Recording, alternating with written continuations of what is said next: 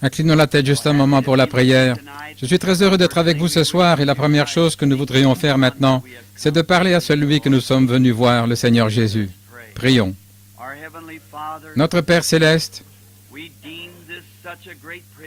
nous considérons ceci comme un très grand privilège d'être ce soir dans cette petite église, au service de ton Fils bien-aimé, le Seigneur Jésus, notre Sauveur.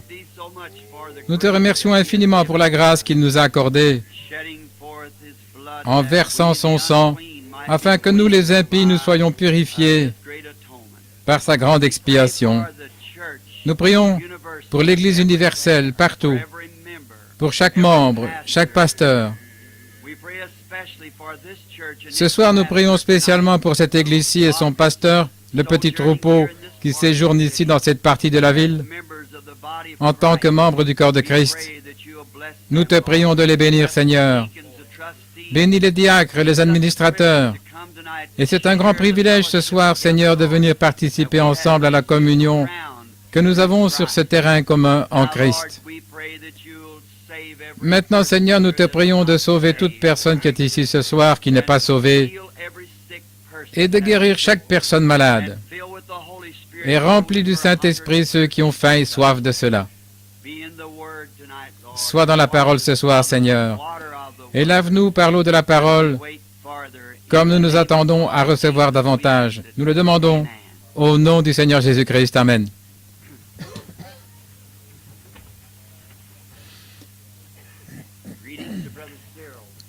Salutations à frère Cyril et au troupeau du Seigneur qui séjourne à cette extrémité de la ville.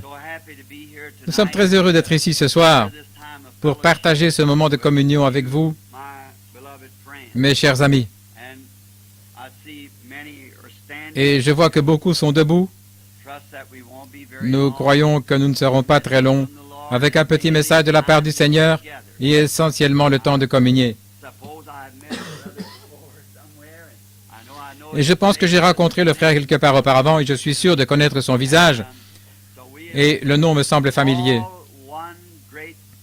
Et ainsi nous formons tous une très grande armée des soldats de Dieu, marchant vers la victoire finale à la fin de la route.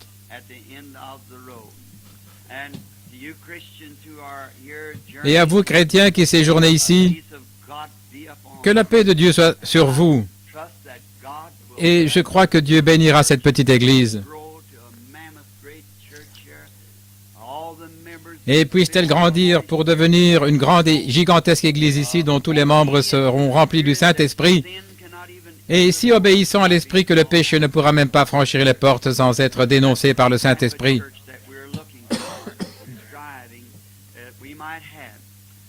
Et c'est le type d'église que nous recherchons et nous luttons pour pouvoir l'obtenir. Je crois que ces choses sont possibles. Il est aussi vraisemblable que si nous nous abandonnons simplement à Dieu, écoutons sa parole et croyons en Jésus de tout notre cœur, je crois qu'il y aura une église où ces choses vont se produire.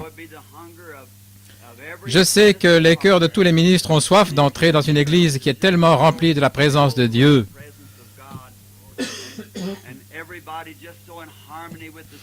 Et où tout le monde est tellement en harmonie avec l'Esprit qu'il n'y aura pas de péché, qu'aucun membre ne pourrait commettre un péché. Aussitôt qu'ils y entreraient, ils seraient avisés de ne pas venir dans la présence de cette Église avec ce péché dans leur vie. Le Saint-Esprit dénoncera cela tout de suite. Voilà le problème. Et c'est ainsi que nous devrions être, les amis. Voilà le type d'Église qu'il faut. Et nous luttons pour cela. Nous luttons tous pour cette chose. Et nous avons l'espérance et nous sommes confiants. Et mon objectif ici à Phoenix, c'est d'être à cette convention avec les hommes d'affaires chrétiens. Et ils ont été si gentils, frère Williams ici présent, pour aller dans ce merveilleux groupe de frères vers les différentes organisations et ainsi de suite.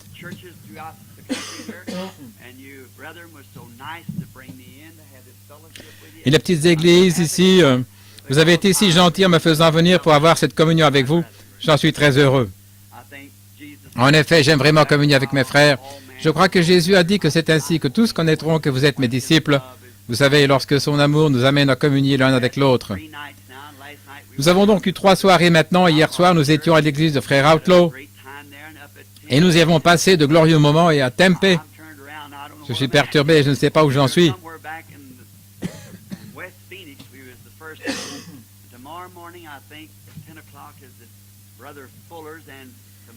Demain matin, je pense à 10 heures, ce sera chez Frère Fuller. Et puis au Faith Temple, sur la route indienne, je crois, ou plutôt la route de l'école indienne ou quelque chose de ce genre. Je suis tout embrouillé. Qu'est-ce que c'est? La route McDowell. La route McDowell, le Faith Tabernacle. Oh, la route de l'école indienne, n'est-ce pas quelque chose? Calvary? Oh, le Fellowship Tabernacle, je suis tout embrouillé. J'ai entendu Billy me dire, quand nous venions, Fellow Tabernacle. Mais maintenant, vous qui êtes ici à votre poste de devoir, c'est demain matin, demain soir, et ne l'oubliez pas,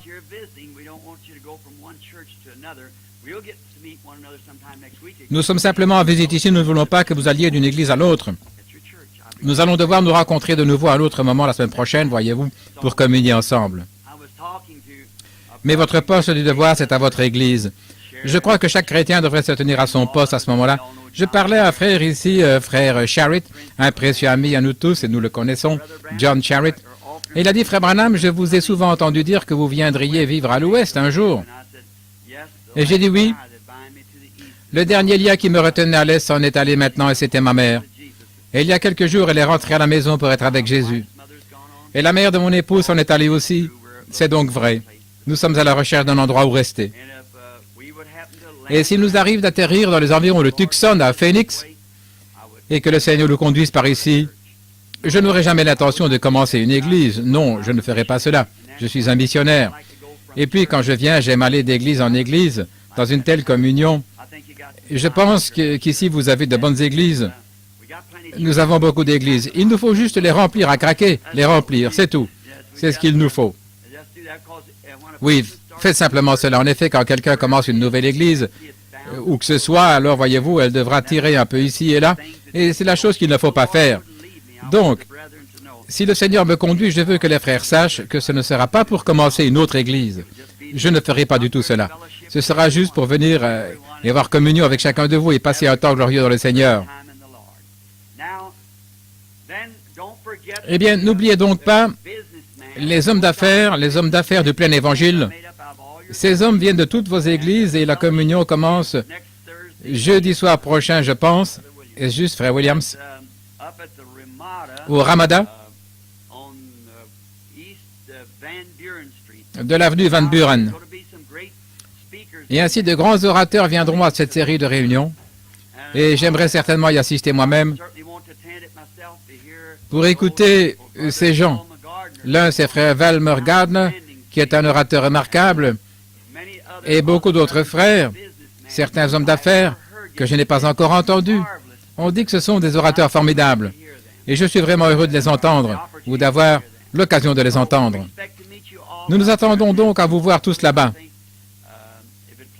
Et puis le Seigneur voulant, je pense, si c'est dans le programme, je dois prendre le petit déjeuner le samedi matin et parler au petit déjeuner. Et puis je crois l'après-midi du dimanche suivant à la réunion de l'après-midi. Et j'espère vous voir là, vous tous précieuses personnes. À présent, je ne vais pas vous garder trop longtemps debout. Vous sortirez tôt ce soir. Nous devons sortir vers minuit ou 1 heure afin que vous puissiez revenir à l'école du dimanche le matin. Nous ne ferons pas cela. Cet interprète ici a dit ces gens-là, et j'ai vu un petit sourire apparaître sur le visage de cet homme. Non. Non, non, nous allons nous dépêcher carrément. Nous allons nous dépêcher. Maintenant, juste pour quelques mots de méditation sur la parole, et puis je suis plutôt un prédicateur bavard, je pense, il y a des années, quand je suis venu parmi les frères pentecôtistes, quand je venais de sortir de l'église baptiste, je pensais que j'étais un vrai prédicateur, vous savez. Je portais une Bible sous le bras, et un jour, je suis venu parmi les pentecôtistes, et j'étais allé entendre prêcher le révérend Dougherty.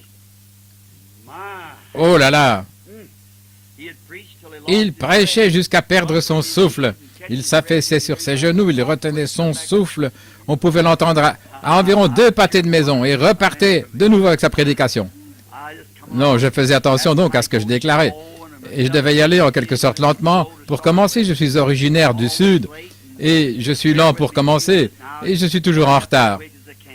Ainsi, supportez-moi quelques minutes, je vais me hâter aussi vite que possible. Mais je crois que le Seigneur nous donnera un petit quelque chose ici autour de sa parole qui nous aidera tous à nous rapprocher davantage de lui. Maintenant, je voudrais prendre un passage de Malachie, le chapitre 3, la première partie du verset 6. « Car je suis l'Éternel, je ne change pas. » Je voudrais prendre un petit sujet, si cela plaît au Seigneur, intitulé « Le Dieu immuable qui agit de façon inattendue. » Le Dieu immuable agissant de façon inattendue. Maintenant, nous vivons dans un temps de changement. Tout change. Tout ce que vous regardez et que vous voyez de vos yeux vient de la terre et c'est matériel et cela change dès le départ. Il y a quelques jours au début, quand je suis arrivé à Phoenix pour la première fois, cela fera 35 ans, c'est septembre prochain, depuis que j'ai effectué ma première visite à Phoenix, et je vivais dans le désert au croisement de la 16e rue et de la route Henshaw. Je me suis rendu là. La maison a été détruite, il y a une station-service, et c'est là que se trouve la ville. Et aussi la route a changé de nom, de la route Henshaw en la route Buckeye. Eh bien, il serait impossible de la trouver si vous me demandiez si là dans les parages. Et ceci s'est passé en 35 ans. Tout est devenu si différent. Et je me souviens du moment où j'allais là où se trouve le grand projet de la vallée de la Salt River. Un jeune homme et moi étions à cheval pourchassant des ânes. Maintenant, il y a un parc là. Phoenix s'est donc étendu d'une montagne à une autre. Il a couvert toute la contrée et ça a vraiment changé. On s'y retrouve difficilement. Quand je suis arrivé ici, je pense que la population était d'environ 35 000 ou 40 000 personnes. Aujourd'hui, elle est d'1 demi-million. Cette ville a beaucoup changé. Cela montre que ça change exactement suivant le rythme du changement de temps. Cela change comme le temps. Phoenix change, les autres endroits changent. Puis nous avons aussi que les routes, j'ai remarqué que cela a changé, les routes qu'on empruntait pour venir, elles ne sont plus là. Elles suivent d'autres itinéraires. Si vous essayez de suivre la piste que vous empruntiez autrefois, vous vous perdez. Vous vous retrouvez quelque part dans le désert. Les routes ont donc changé. La ville a changé. Et la politique a changé. Ça change constamment, année après année. La politique change. Et les nations changent. Les nations changent année après année. Elles changent d'attitude. Elles changent de programme. Et je constate que les tableaux changent, la scène au fur et à mesure que la ville. Qu'on abat des arbres, on rase la montagne, et là en Floride, descendez, longez la côte, la première fois que vous allez là, il n'y a rien, juste les eaux littorales, et la prochaine fois, ils ont déjà amené une île quelque part, là, ils y ont construit de nouvelles grandes maisons. Ils aménagent des îles artificielles en mettant une pompe puissante au fond de la mer pour faire monter l'eau et la vaporiser en l'air. Et puis ils rasent cela avec des bulldozers et tout. Et ils implantent là une ville dessus avec des maisons et ils aménagent des îles.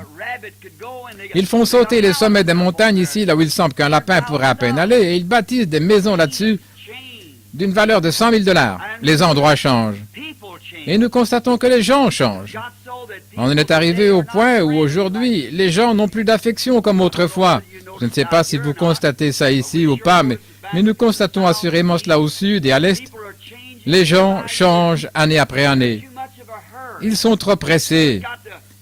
Ils doivent se dépêcher pour terminer ceci. Ils descendent la route en faisant du 90 miles à l'heure. Pare-choc contre pare-choc, ils s'arrêtent dans un bistrot pour boire pendant quelques heures avant de rentrer à la maison.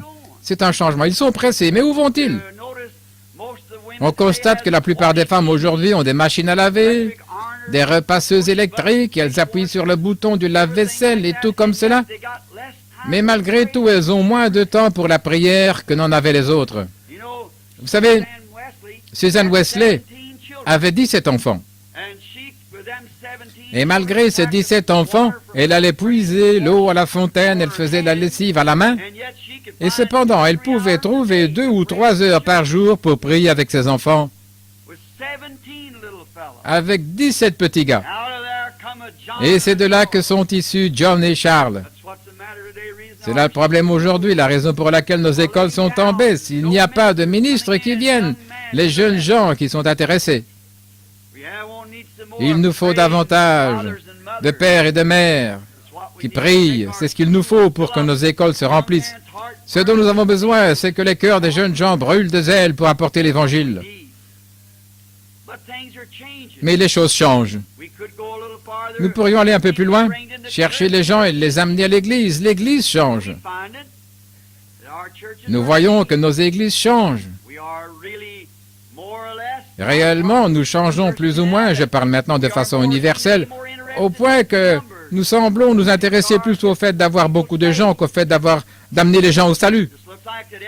On dirait que chacun veut avoir le nombre le plus élevé, ou avoir la plus grande église, ou le plus grand bâtiment, ou fonder la plus grande dénomination, ou quelque chose de ce genre, au lieu de penser aux pauvres âmes perdues. C'est vraiment dommage, mais beaucoup d'entre nous font cela. J'ai écouté le célèbre évangéliste Billy Graham quand il était à Louisville, au Kentucky. J'ai été invité avec le docteur Mordecai Ham, un ami personnel et dont la prédication avait amené Billy au salut. Et j'ai été invité à participer avec eux au petit déjeuner.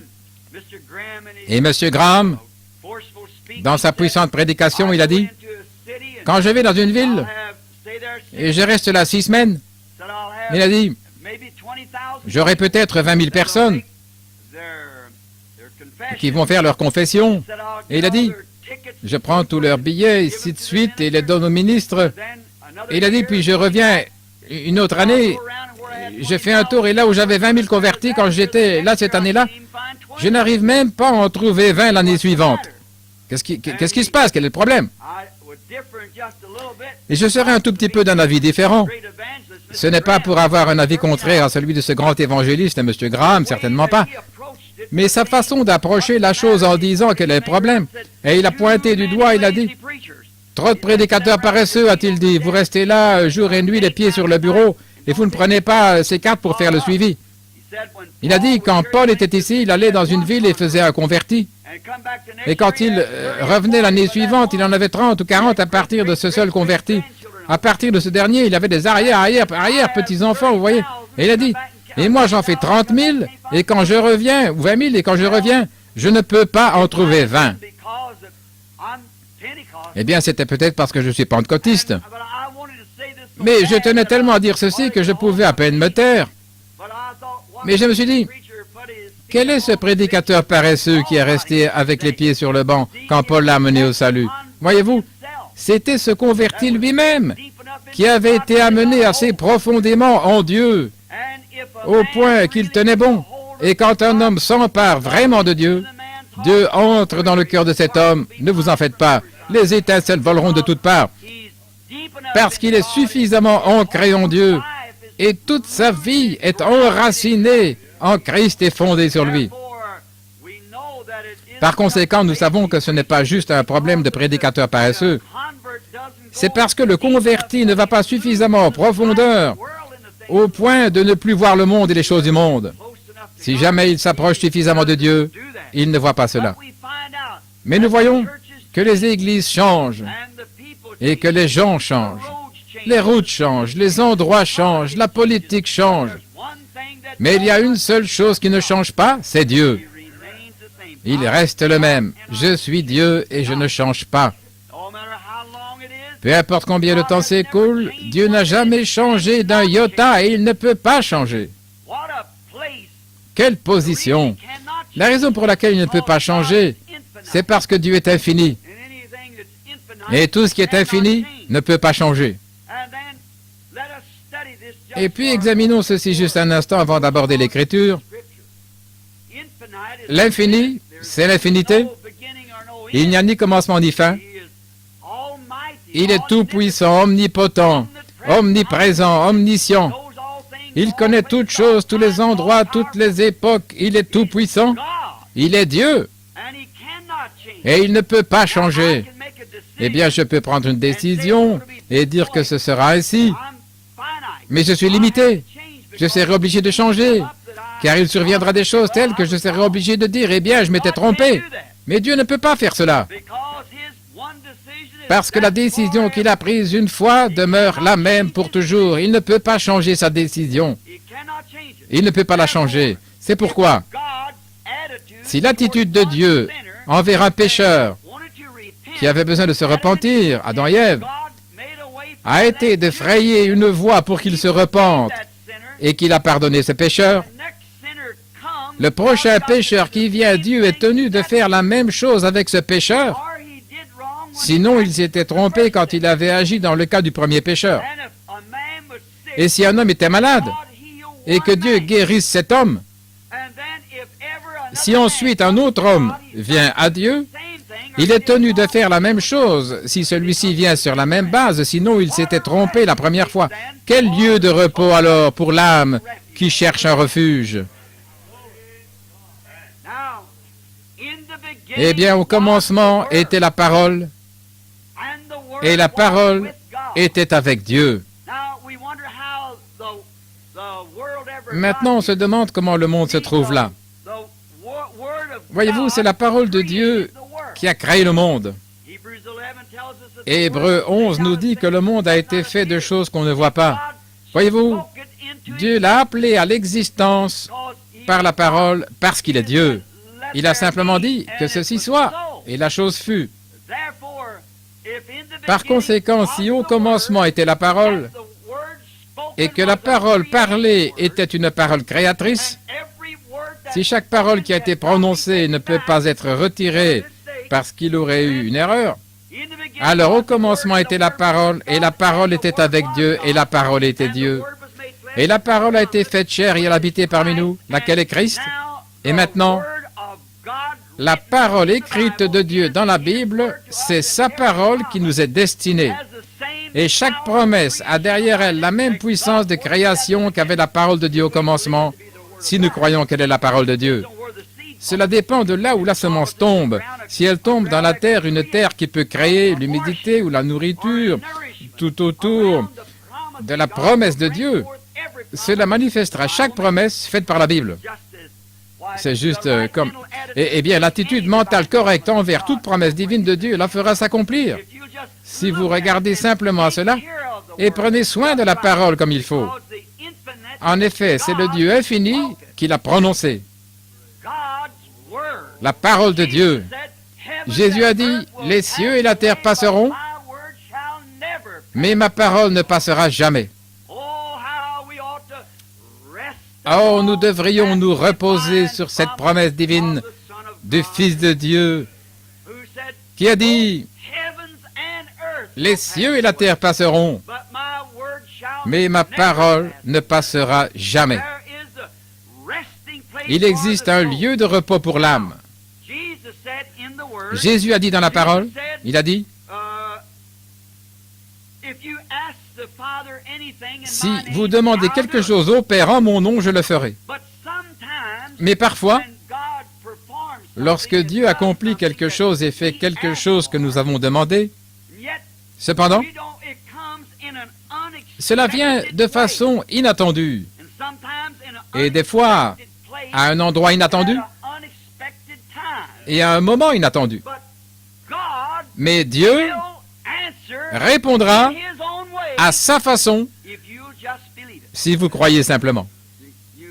Voyez-vous, vous devez croire, l'accepter et ne pas renoncer à cela. Après, tenez-vous-en à cela. Cramponnez-vous à cela et dites, c'est ça. Dieu l'a dit. Ça règle le problème. Si Dieu l'a dit, c'est fini. Peu importe combien de temps, il est possible que pas une seule molécule ne soit venue à l'existence lorsqu'il a dit qu'il y est pour un monde. Mais il est éternel. Et quelques instants après, des molécules et des atomes sont venus et la chose est apparue parce qu'il avait dit que cela soit ainsi. Et voici aussi une promesse sur laquelle nous pouvons méditer. Si lui, celui qui l'a dit, a accompli chaque parole, alors il fera qu'une Église paraisse devant lui sans tache ni ride. Et il nous incombe, frères, sœurs, de nous assurer réellement que nous sommes en ordre avec Dieu. Et alors, en effet, il y aura une Église, et nous voulons faire partie de cette Église.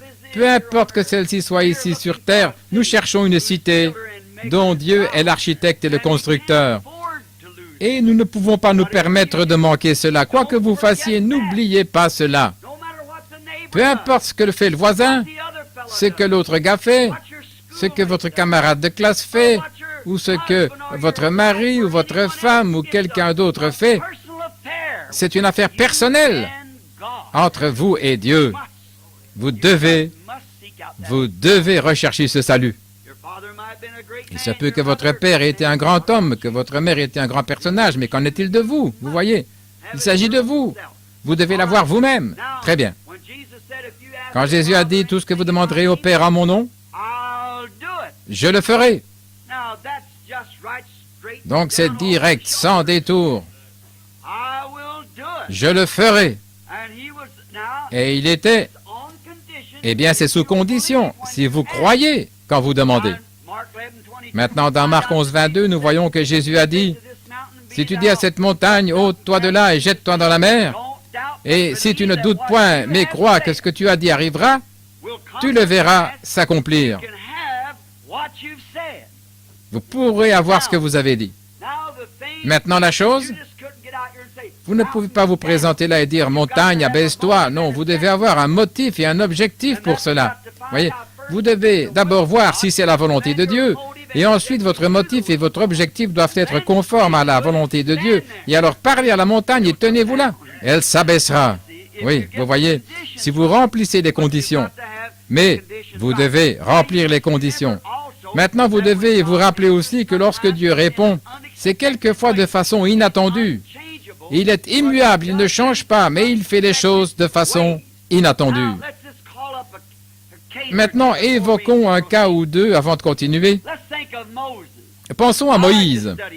J'aime étudier Moïse. Il était un homme très vaillant. C'est lui qui nous a donné l'Ancien Testament par la puissance de Dieu. Et bien des fois, les sceptiques disent, eh bien, Moïse a écrit cela, comment saurons-nous que c'est juste? Eh bien, on peut remonter dans l'histoire et prouver que c'est juste. Et s'il a été capable de dire ce qui a été, et ce qui sera, et ce qui devait arriver après lui, et que c'est arrivé, alors je crois que cela était juste aussi. Vous voyez, c'est juste comme nous pouvons rester ici, dans l'Église, et que le Saint-Esprit remonte dans votre vie et vous dise ce qui s'est passé, et vous savez si c'est la vérité ou pas.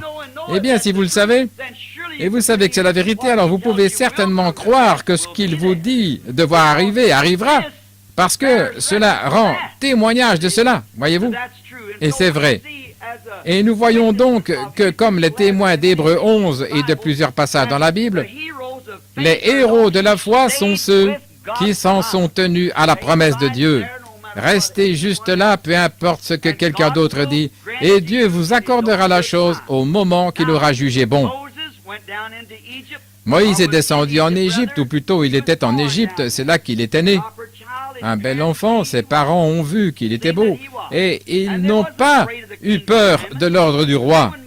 Et alors, lorsque Moïse enseignait par sa mère, quelle bonne enseignante, sa propre mère, elle lui racontait ces histoires. Moïse, tu es mon fils, mais tu es né dans un but. Et Dieu t'utilisera un jour pour délivrer Israël. Et après la mort de sa précieuse mère, je suppose donc que Moïse est devenu là un grand chef ou celui qui remplacerait Pharaon. Il était l'héritier du trône.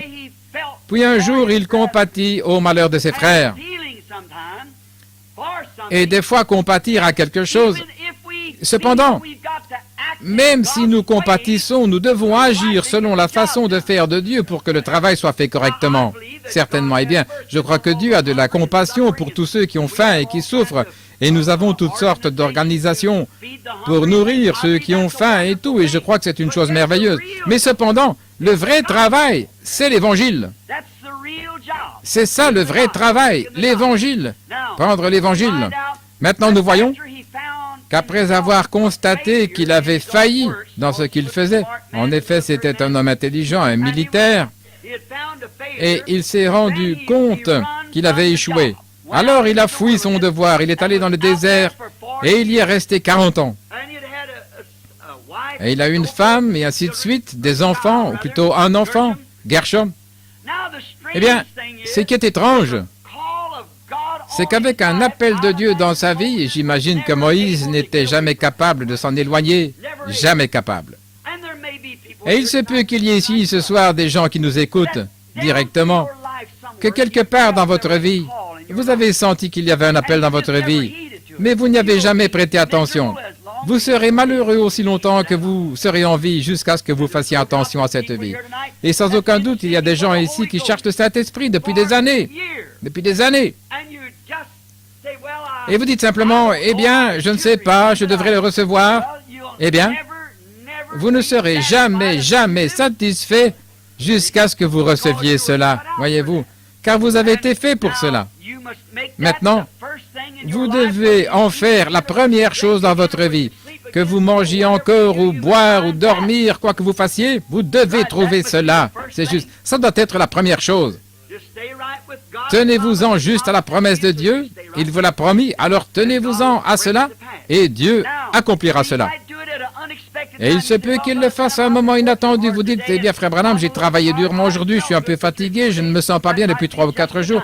Il se pourrait que ce soit juste le moment. Vous ne saurez jamais quand ça va arriver. Que de fois j'ai pu m'arrêter et raconter plusieurs jours mon expérience quand je vais chercher le Seigneur dans les bois. Comment les épines m'égratignent, les oiseaux m'embêtent et les moustiques qui me piquent, c'est juste à ce moment-là que Dieu s'apprête à faire quelque chose. C'est juste quand quelque chose semble tout à fait inattendu que Dieu vient alors sur la scène, quelque chose s'ancre. Maintenant, considérez Moïse. Moïse, ce berger très âgé. À l'époque, il avait déjà 80 ans. Il avait 40 ans. Avant de prendre position pour Dieu. Et à ce moment-là, il faisait paître les brebis. Je pense qu'il avait fait 40 ans dans le désert. Et il commençait à se faire vieux. Peut-être avec une moustache grise et une longue chevelure grise flottante. Et il était là, pas dans une église, il était sur le mont Horeb. Et Dieu n'est jamais descendu dans un sermon, mais dans un buisson ardent. Voyez-vous, à un moment inattendu, dans un endroit inattendu, et de façon inattendue. Eh bien, avec son bâton à la main ou une épée, je ne sais quoi, pour tuer l'Égyptien, il pensait que Dieu le rencontrerait là. Mais Dieu ne l'a même pas rencontré dans une église, c'était au pied de la montagne. Dieu ne l'a pas rencontré dans les cantiques, mais dans un buisson ardent. Et ce n'est pas lorsqu'il était un jeune homme, mais c'est lorsqu'il était un vieil homme.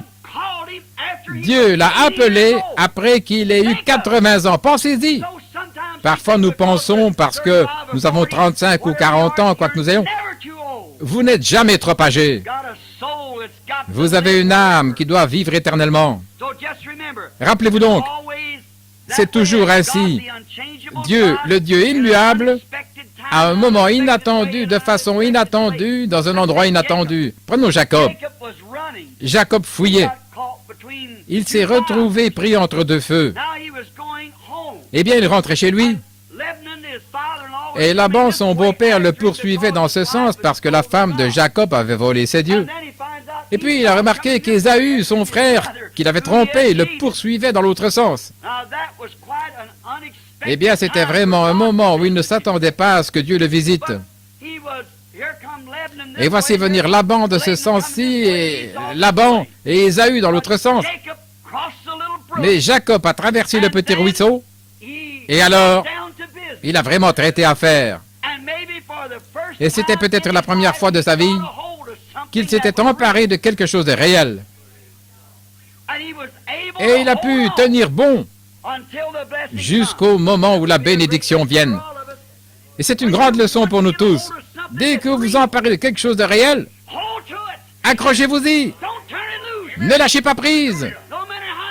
Peu importe le nombre de fois que le soleil passe ou quoi qu'il arrive, combien vous souffrez de la faim ou quoi encore, accrochez-vous à cela jusqu'à ce que vous en tiriez la bénédiction, jusqu'à ce que vous bénéficiez de la promesse.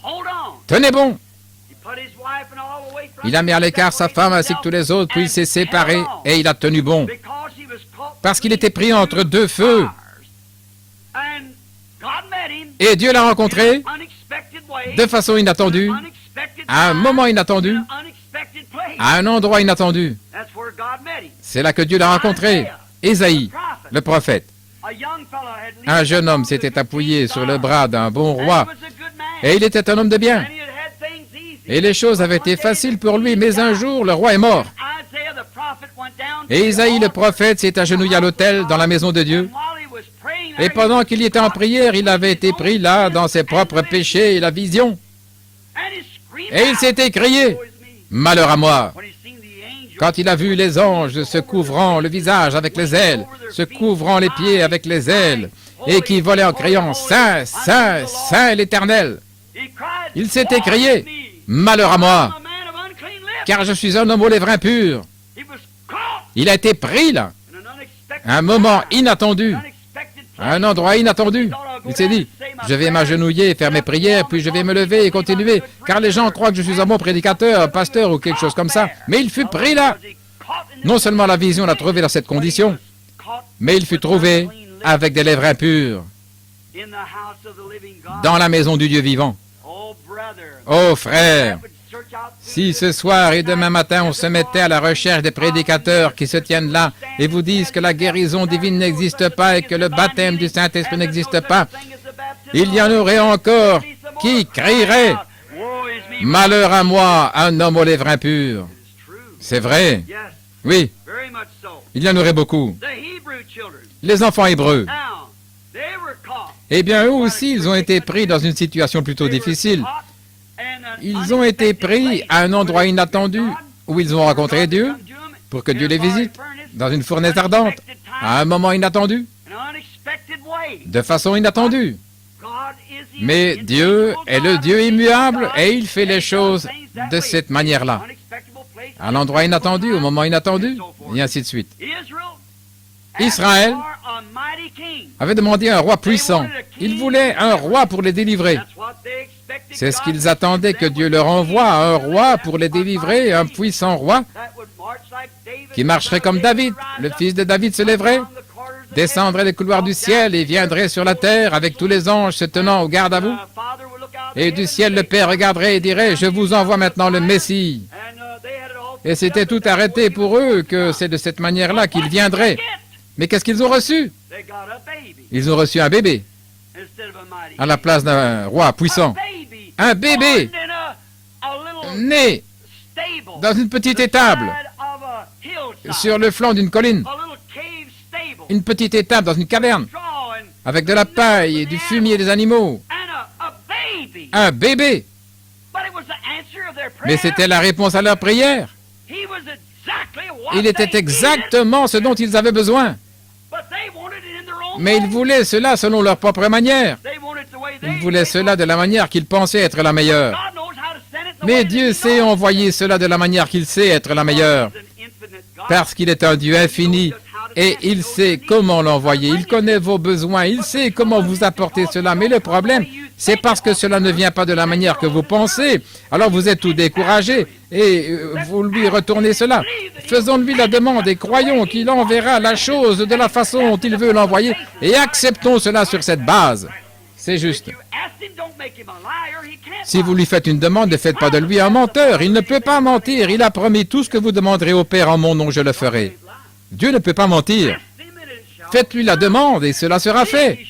Cherchez, vous trouverez. Frappez et l'on vous ouvrira. Nous croyons cela, certainement. Ils avaient une crèche. Alors qu'ont-ils fait? Ce petit bébé dans la mangeoire? Était-il le puissant roi? Ils l'ont rejeté. Oui. Pourquoi? Il n'est pas venu conformément à leur attente. Et mes amis, Vous pouvez penser que c'était une chose affreuse, effectivement, mais vous savez, nous sommes coupables de la même chose. Nous sommes coupables de la même chose.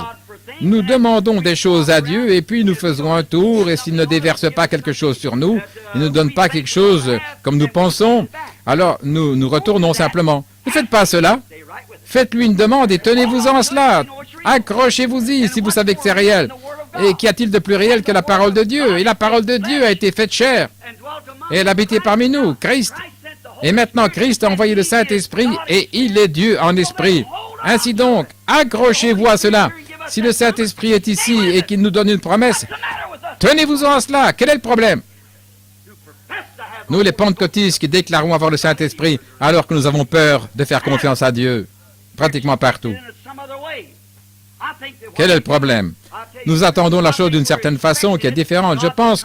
Je vous dis la vérité, je pense que nous attendons la chose, que Dieu vienne et nous fasse prospérer pour devenir une très grande organisation. Et alors vous développez un complexe vis-à-vis de l'autre. Et ce que nous devrions faire, c'est d'oublier cela. Vos organisations sont bien, mais ce que nous voulons, c'est être des chrétiens nés de nouveau, ayant le salut dans le cœur et la puissance du Saint-Esprit là-dedans, pour nous aimer les uns les autres, et tendre la main, et avoir de la sympathie les uns pour les autres. Une glorieuse sympathie, des sentiments et l'amour fraternel qui nous lient ensemble. C'est ce que Dieu veut que nous ayons. Il est le Dieu infini et il ne peut pas changer. Ses paroles, il ne peut pas les changer. Maintenant, regardez. Donc, ils l'ont rejeté parce qu'il n'est pas venu de la manière qu'ils attendaient. Et nous remarquons néanmoins qu'il est venu conformément aux Écritures. Il est venu exactement selon le plan des Écritures, et chacune d'elles s'est aussi accomplie à l'endroit qu'il fallait, au moment qu'il fallait, et de la manière qu'il fallait. Dieu fait toujours la chose à sa manière, et c'est la manière qu'il faut. Moïse, pourquoi doutait-il? Il était appelé depuis sa naissance. Dieu l'avait appelé depuis son enfance. Il était né dans ce monde pour un but. Il était né prophète. Il ne devait y avoir rien de difficile pour Moïse de penser qu'il soit inattendu, parce qu'il devait s'attendre à ce que Dieu l'appelle Jacob. Dieu venait de lui parler et de lui dire, « Jacob, rentre chez toi. Je serai avec toi et je te multiplierai. Je rendrai ta postérité comme le sable de la mer. » Pourquoi était-il donc si inattendu que Dieu le visite cette nuit-là, alors que Laban venait dans un sens et Ésaü dans l'autre? Néanmoins, Dieu avait fait la promesse. Amen. Vous y êtes, mes amis. Quand Dieu fait une promesse et qu'il y a de l'opposition, ce n'est qu'un test pour voir si vous avez vraiment reçu la parole ou pas. L'homme qui est en possession du vrai or, ça ne le dérange pas d'aller faire le test, voyez-vous. Pierre a dit, je crois que c'était ça, que ces épreuves sont venues pour nous tester, nous éprouver, pour voir ce que nous ferons de cela. C'est juste. Quand vous recevez le Saint-Esprit et que le mari a l'intention de vous chasser de la maison ou que maman a l'intention de vous faire partir de la maison, ces choses, ne cédez pas pour rentrer dans le monde, c'est seulement un temps d'épreuve. Jacob aurait dû être avisé, mais il a en quelque sorte perdu une bonne partie de sa vie au loin, en courant partout, et ainsi de suite, ça et là. Et j'aime ce qu'il a dit là. J'ai traversé ce Jourdain ayant juste un bâton. Et maintenant, je reviens avec 2 armées. Je retourne étant une si grande multitude. Et il a dit, voici Ésaü, mon frère, qui vient dans ce sens, et mon beau-père à ma poursuite. Et quand il s'est retrouvé dans cette situation, il est allé à l'endroit exact et a commencé de façon inattendue, je pense, à recevoir la réponse. Mais Dieu est descendu et une lutte s'est engagée avec lui et il s'est attaché à Dieu et il s'est accroché jusqu'à ce que la bénédiction vienne. J'aime Jacob pour ça. Lorsqu'il a vu effectivement quelque chose qui était correct, alors il a mis sa main sur quelque chose de vrai. Il s'y est accroché jusqu'à ce qu'il obtienne des résultats. Oh, si nous faisions cela. Si seulement l'Église faisait cela. Si seulement vous étiez convaincu que c'est juste et que vous étiez certain que c'est la promesse de Dieu et qu'elle ne peut pas faillir. Elle ne peut pas faillir. Quelqu'un vous dissuade en disant « c'est pour une autre génération, ce n'était pas pour nous ». Et ça, ce n'est pas scripturaire. Jésus a dit dans Marc 16, « Allez par tout le monde, prêchez la bonne nouvelle à toute la création. Voici les miracles qui accompagneront ceux qui ont cru. » Où? Jusqu'où? Par tout le monde, à toute la création. Voici les miracles qui accompagneront par tout le monde, toute la création, Le jour de la Pentecôte, Pierre a dit, car la promesse est pour vous et pour vos enfants et pour ceux qui sont au loin, en aussi grand nombre que le Seigneur notre Dieu les appellera. Comment allez-vous le faire? L'Évangile doit être prêché au monde entier, à commencer par Jérusalem. Luc 24, 49 a dit, « Restez dans la ville jusqu'à ce que vous soyez revêtus de la puissance d'en haut. » Après que le Saint-Esprit, acte 8, que le Saint-Esprit sera survenu sur vous, alors vous serez mes témoins en Judée, dans la Samarie, et jusqu'aux extrémités de la terre, partout. Le Saint-Esprit rendra témoignage par des miracles et des prodiges qui accompagneront.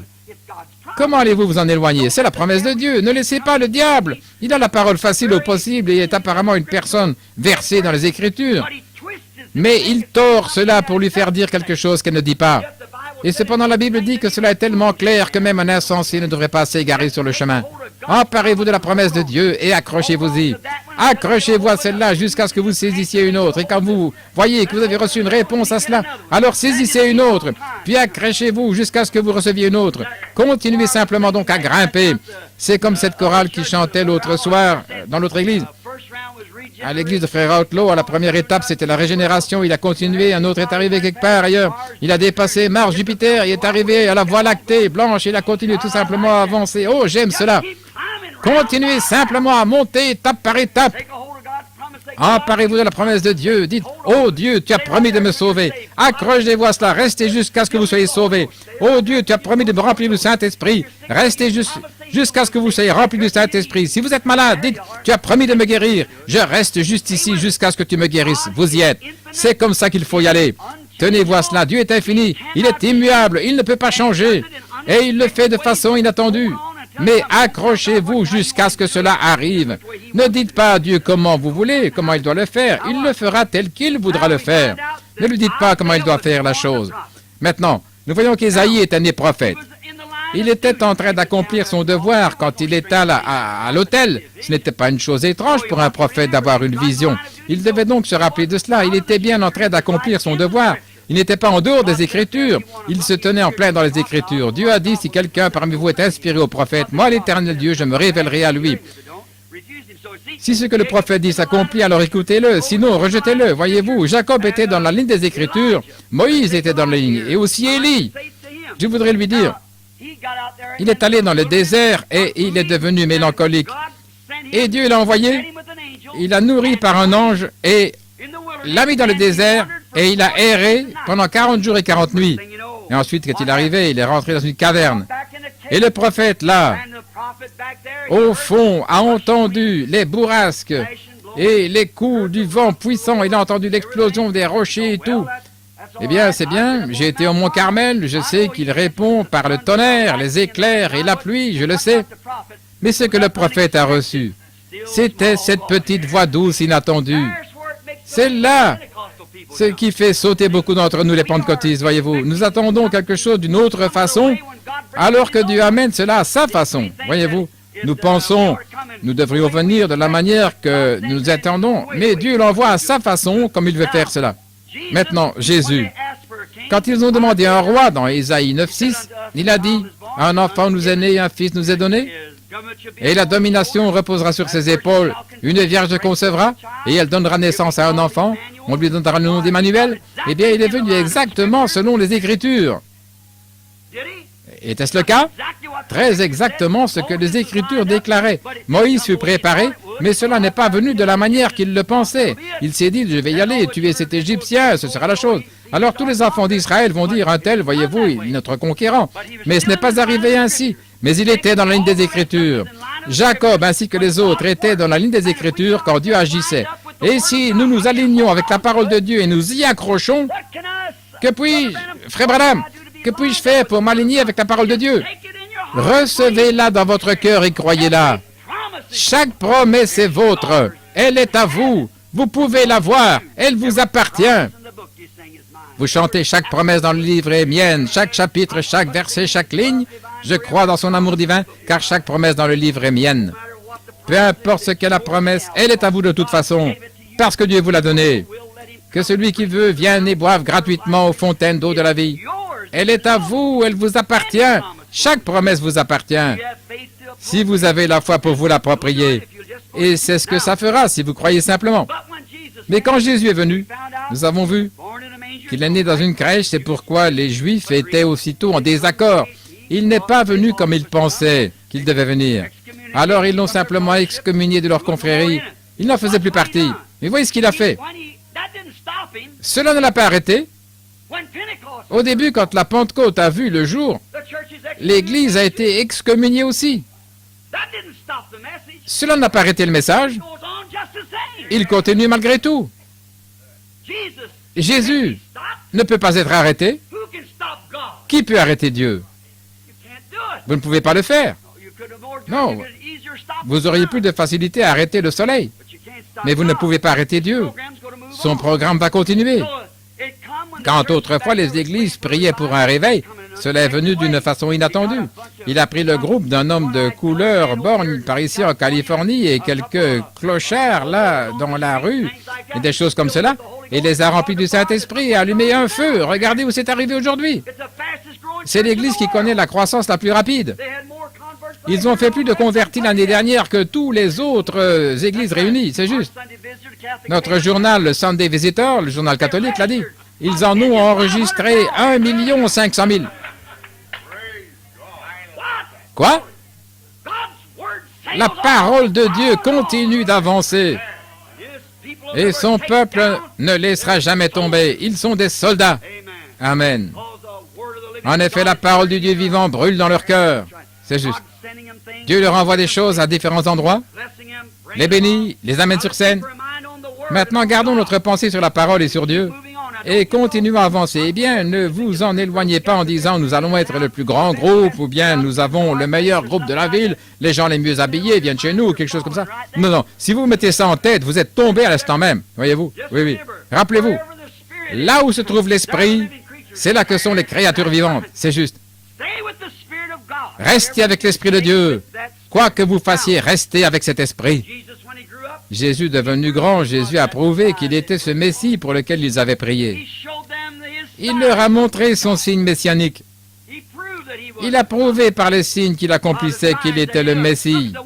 Regardez la femme au puits, quand il lui a dit ses péchés, qu'elle avait eu 5 maris. Eh bien, a-t-elle dit, « Seigneur, nous savons que quand le Messie viendra, il nous annoncera toutes choses. » Mais il ne savait pas qui il était. Il a dit, « Je le suis. » Considérez Nathanaël, quand il est revenu avec Philippe et qu'il est entré dans la présence de Jésus et Jésus lui a dit qui il était, d'où il venait et ce qu'il faisait. Oh là là, cela a prouvé. Il a dit, « Rabbi, tu es le Fils de Dieu, tu es le roi d'Israël. » Oh là là, assurément. Pourquoi? Il avait donné la preuve. Il n'a pas été amené de la manière qu'Israël pensait. Il pensait qu'il serait un puissant roi tenant un bâton en main et qu'il irait frapper les Romains sur la tête avec cela. Mais ce n'était pas la manière de Dieu. Ce n'était même pas scripturaire qu'il fasse cela à cette venue-là. C'est à la prochaine venue qu'il va faire cela. Ils ont mélangé la première et la deuxième venue. Il est donc venu à ce moment avec humilité, douceur, assis sur une mule, le chevauchant. Il est venu de la plus petite ville parmi toutes les grandes provinces. Et oh, les Écritures qui parlaient de sa venue se sont accomplies de la façon dont il était censé venir, mais ils ont manqué de voir cela. Mais il accomplit le signe messianique, il a prouvé qu'il était le Messie, mais ils l'ont rejeté parce qu'il est venu de façon inattendue pour eux. Eh bien, s'ils étaient disposés à le recevoir sur cette base que Dieu l'avait envoyé, pouvons-nous ce soir, en tant que pentecôtistes, accepter le Saint-Esprit sur cette base que Dieu l'a envoyé? Pouvons-nous nous attendre à ce que le Saint-Esprit fasse ce que Dieu a dit qu'il ferait quand il viendra? Est-ce sur cette base que nous avons l'intention de le recevoir, ou bien voulons-nous nous dire, « Oh, je crois que j'ai reçu le Saint-Esprit au moment où j'ai cru.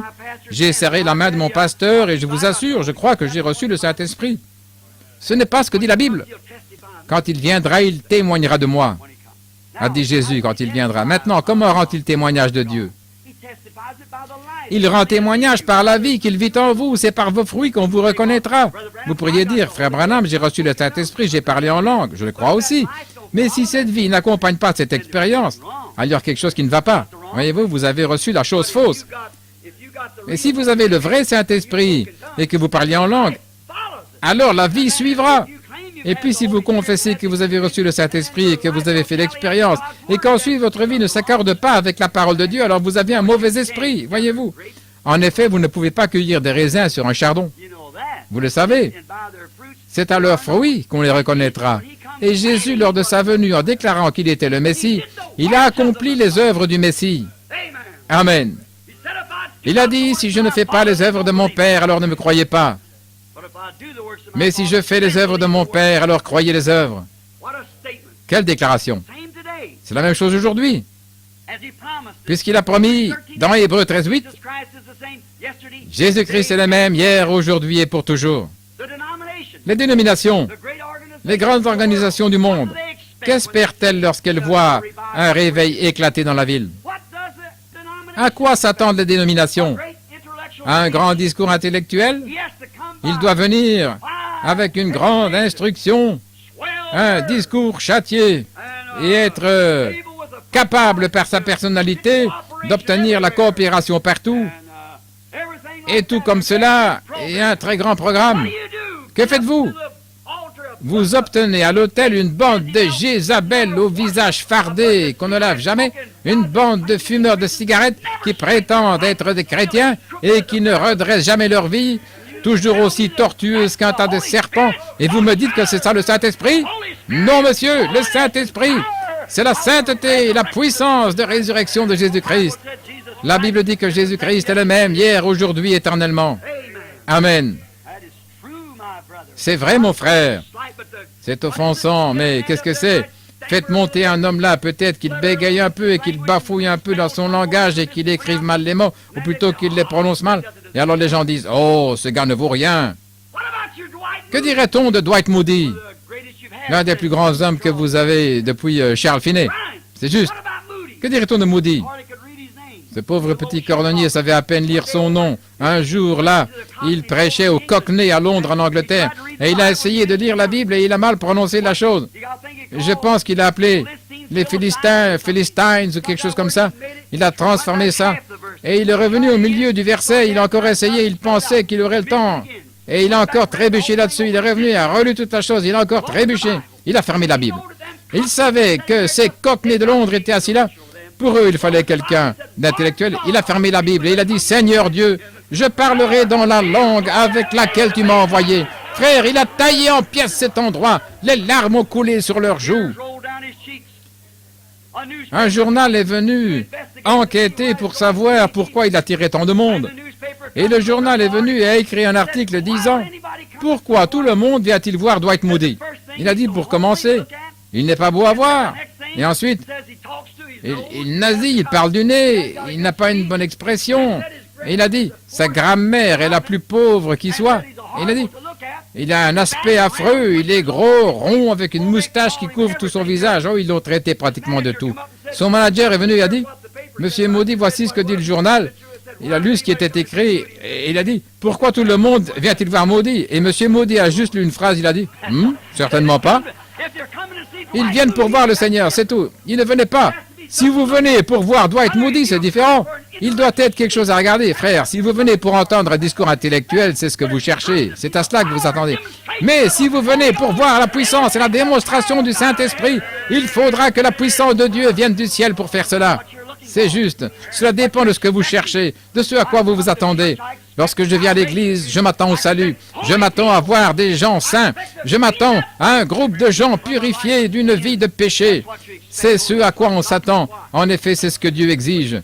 Mais voyez-vous comment nous laissons tomber les barrières. Le vieux frère Spurgeon, un vieil ami prédicateur méthodiste, avait l'habitude de prêcher. Il disait, nous avons laissé tomber les barrières, nous laissons tomber les barrières, nous avons fait des compromis avec le péché, nous avons laissé tomber les barrières, les brebis sont sorties. Mais comment les boucs sont-ils entrés? Laissez tomber les barrières, c'est bien. Restez avec la parole. Dieu est infaillible. Dieu est un Dieu infini qui ne peut pas changer. Il n'a pas changé. Le Dieu est immuable, le même qui est descendu le jour de la Pentecôte et qui a rempli toute la maison d'un vent impétueux et des langues de feu se sont posées sur eux et ils ont tous été remplis du Saint-Esprit. C'est le même Dieu que nous voulons voir aujourd'hui. Cela dépend de ce que vous cherchez. Le Dieu infini. Je suis Dieu et je ne change point. Il ne change pas, il ne peut pas changer.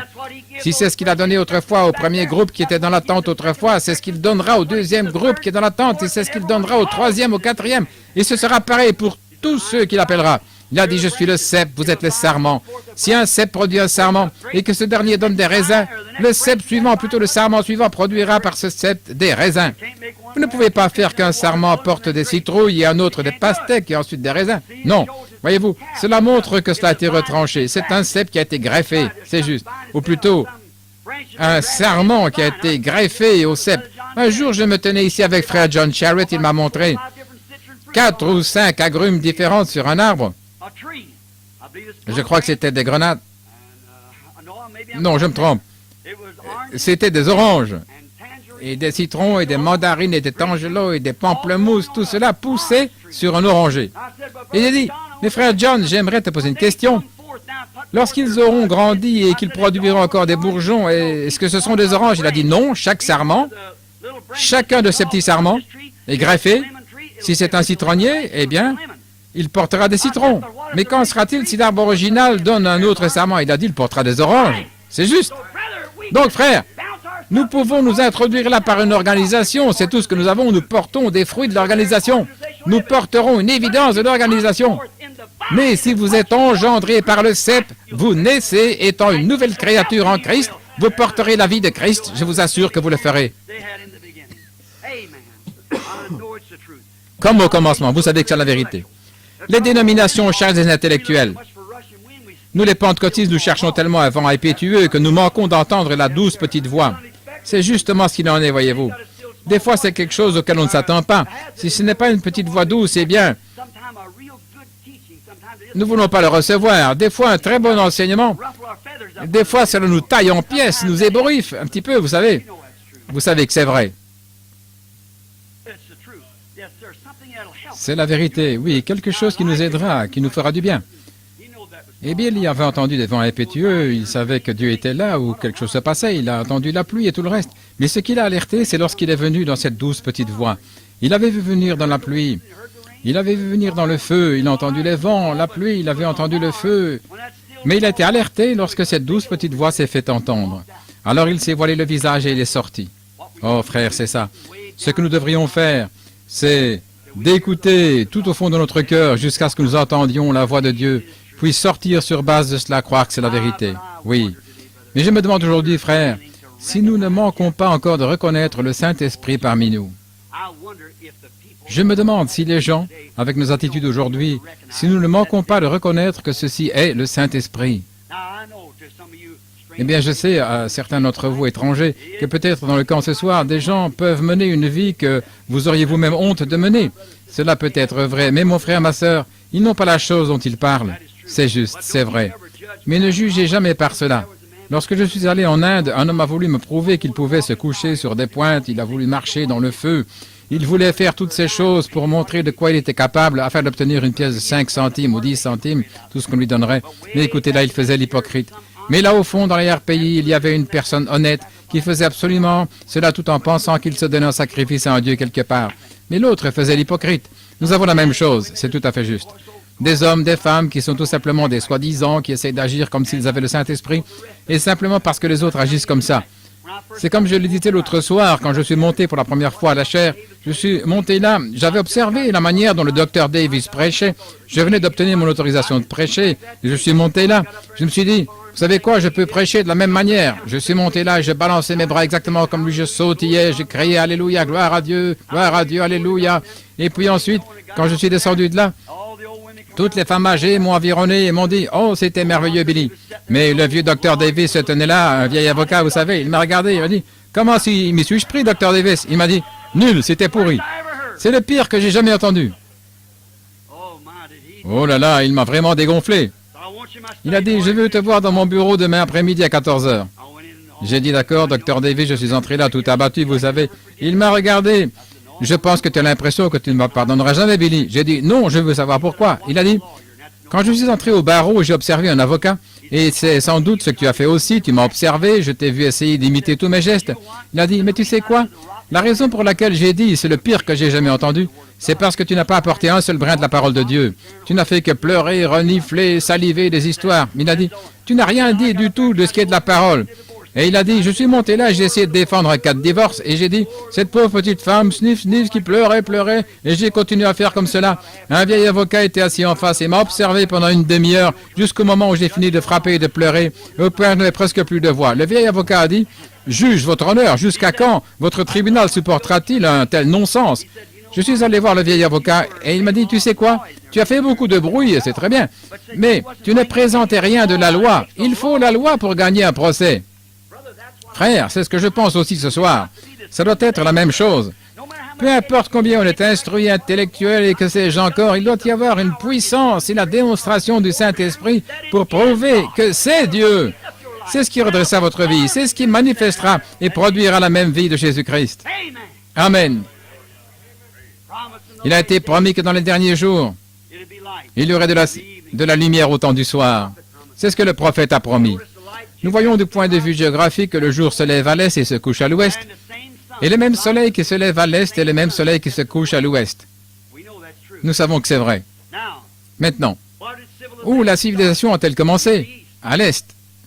C'est juste. Elle a voyagé dans le même sens que le soleil et maintenant elle est à la côte ouest. Si elle va plus loin, elle reviendra encore à l'est. L'est et l'ouest se sont rencontrés. La civilisation. Nous voulons que vous observiez ici une minute. Rappelez-vous, le prophète a dit, ce sera un jour qui ne sera ni jour ni nuit, un jour sombre. Mais vers le soir, la lumière paraîtra. Maintenant, remarquez, il y aura de la lumière au temps du soir. Or, le Fils de Dieu a fait briller sa justice et sa puissance sur le peuple de l'Est il y a environ 1900 ans. Et il y a eu un espace de temps où nous avons eu des enseignements intellectuels, nous avons eu un temps glorieux, nous avons formé des organisations, nous avons fait de grandes œuvres, ce qui est bien. C'est juste un jour sombre. Je ne pense pas que vous en ayez ici à Phoenix, mais nous en avons à l'Est un jour plutôt nuageux, assez de lumière pour se déplacer, mais le soleil ne brille pas. Quelque part, il brille parce que il n'y aurait pas de lumière s'il ne brillait pas, mais ce n'est pas exactement la bonne lumière du soleil. En revanche, au temps du soir, les nuages se retirent et le même soleil qui a brillé à l'Est brille à l'Ouest. Alors le même Jésus, le même Saint-Esprit qui est tombé autrefois sur les gens de l'Est, est descendu pendant le jour de l'organisation. Il est tombé ici dans les derniers jours pour faire briller la lumière sur l'horizon de l'Ouest. C'est le même Jésus, la même chose, le même qui aime. Il est ici ce soir sous la forme du Saint-Esprit. Il est le Dieu immuable. Il ne peut pas être changé. Non. Il vient d'une façon inattendue. Il accomplit des prodiges de diverses façons, plutôt de façon mystérieuse, pour accomplir ces prodiges. Mais rappelez-vous, Jésus a dit, ce qui arriva du temps de Sodome arrivera de même au jour du Fils de l'homme. Personne ne peut douter de cela, qu'il a dit, ce qui arriva à Sodome. Eh bien, à Sodome, c'était juste avant que le feu tombe et consume Sodome et Gomorrhe. Et maintenant, nous sommes juste avant que cette heure de minuit sonne pour la seconde venue de Christ et pour la destruction du monde par le feu. Qu'est-il arrivé? Il y avait 3 catégories de gens en ce temps-là, et il y a 3 catégories de gens aujourd'hui. Premièrement, il y avait les sodomites, le monde. Il y avait Lot et sa famille, l'Église, le genre intellectuel et formaliste. Et il y avait Abraham et son groupe. Abraham et son groupe étaient assis là, l'Église élue appelée à sortir.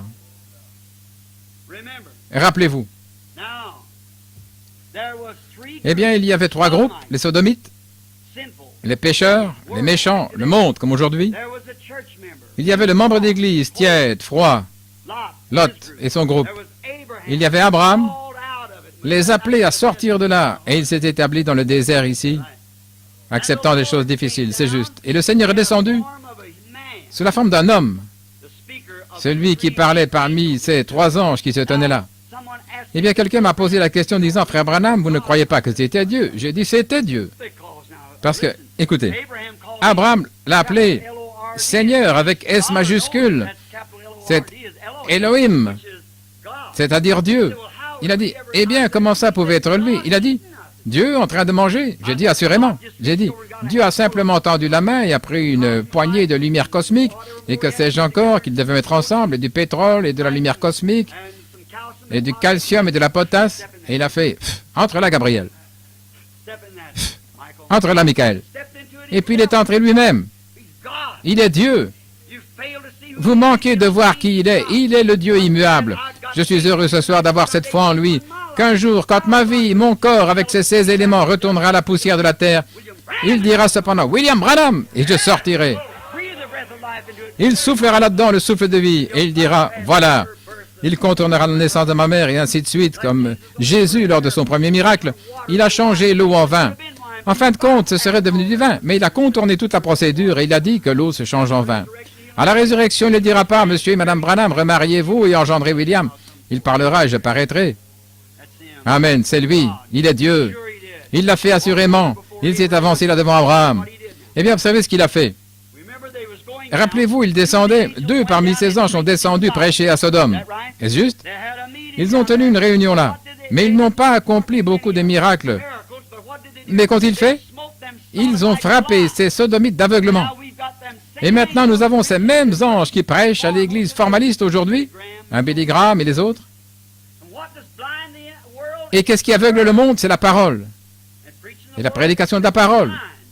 Cela aveugle les incrédules. Mais observez cette église élue, appelée à sortir, cet ange qui a parlé là à Abraham. Et maintenant, rappelez-vous, jusqu'à quelques jours avant, son nom était Abraham, et le nom de sa femme était Sarai, S-A-2-R-A.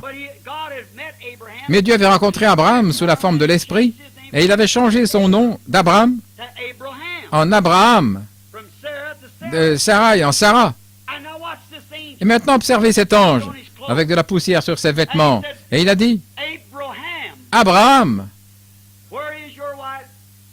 où est Sarah, ta femme? Je me demande, Abraham doit avoir dit, j'ai été bien conduit, j'ai senti vraiment quelque chose. Cet homme était différent. Il a dit, elle est dans la tente là, derrière toi. Comment savait-il qu'il avait une femme? Comment savait-il que son nom avait été changé? Comment savait-il? Dans ces conditions, il a dit, je te visiterai à cette même époque au temps de la vie. Comment savait-il qu'Abraham était marié? Où est Sarah, ta femme? Il a dit, regardez, pronom personnel, je te visiterai au temps de la vie. Vous voyez qui c'était? Vous voyez qui c'était? Et il a dit, Sarah, dans la tente, a dit, comment pourrais-je? Elle a ri. En d'autres termes, un petit ricanement, vous savez, en elle-même. Elle a dit, comment pourrais-je avoir encore du plaisir? Abraham avait 100 ans et la Bible explique donc cela clairement, qu'ils étaient tous les deux vieux et avancés en âge, et que Sarah n'avait plus ses règles depuis longtemps. Le corps d'Abraham était déjà usé et Sarah n'était plus en état d'avoir des enfants. Je te visiterai selon la vie à cette même époque et tu auras cet enfant. Maintenant, remarquez, avant de terminer.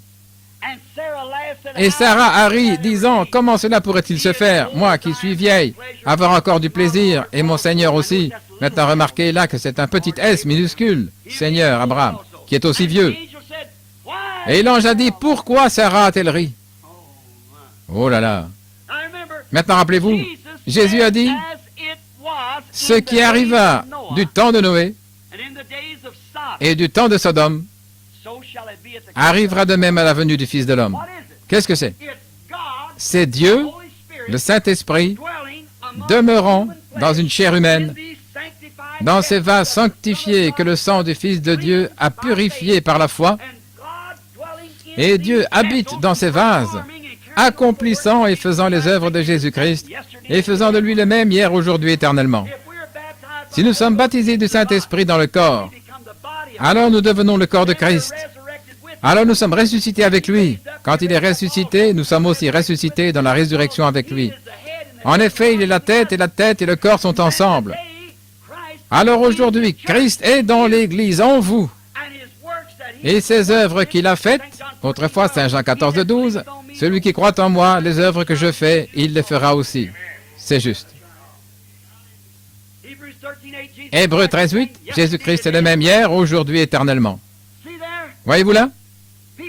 Les gens ne s'attendent pas à ce que cela soit ainsi. Ils nous prennent pour une bande d'illettrés, des gens qui ne savent même pas de quoi ils parlent. Ils croient que c'est une bande d'idiots.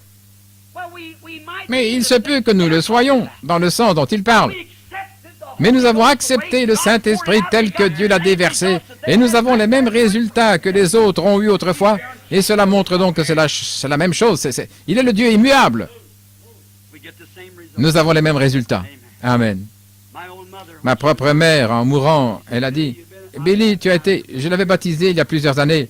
Elle a dit, tu as été plutôt un guide spirituel pour moi, Billy. » Et j'ai dit, « Maman, vous savez que notre famille est catholique. Au début, quand j'ai su que Dieu est Dieu depuis mon enfance, j'ai su cela toute ma vie. Mais ma fille n'allait jamais à l'église, ma famille.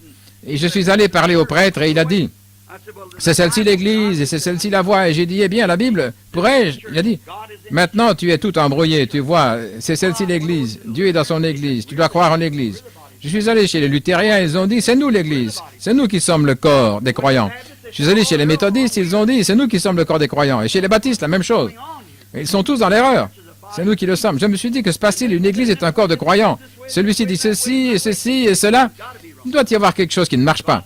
Alors j'ai dit, je suis retourné immédiatement à la Bible, maman, et j'ai lu exactement ce que cette première église a fait. Et la manière dont ils ont fait cela, et c'est de la même manière que je l'ai fait aussi, et j'ai obtenu les mêmes résultats. J'ai dit, gloire à Dieu, cela me suffit. Tant que j'ai les mêmes résultats, je vois le même Jésus. Je vois dans le Nouveau Testament, là au Concile prénicéen, le même Dieu qui a œuvré dans l'Ancien Testament. Il a œuvré là jusqu'à l'Église catholique romaine qui a adopté des dogmes à la place de la Bible. Il s'est retiré pendant les âges sombres, les âges de ténèbres, et puis il est revenu à travers Luther, Wesley, jusqu'à l'âge de l'Église de l'Odyssée. Et vers le soir, la lumière paraîtra.